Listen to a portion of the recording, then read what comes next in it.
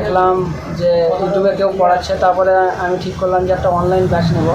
সেটা পড়েছিল আমাকে 2200 টাকার মতো ব্যাচটা পড়েছিল। তারপরে কিছুদিন যাওয়ার পর তারা একটা টেস্ট সিরিজও লঞ্চ করেছিল, যেটার দাম ছিল প্রায় 1200 টাকা, এবং তারপরে আর একটা ছিল 800 টাকা। আমি দুটো টেস্ট সিরিজই মানে পারচেস করে নিয়েছি, এবং আমার টোটাল এই নিটের জার্নির খরচা মোটামুটিভাবে 5000 মতো হবে, 5000 থেকে বেশি হবে।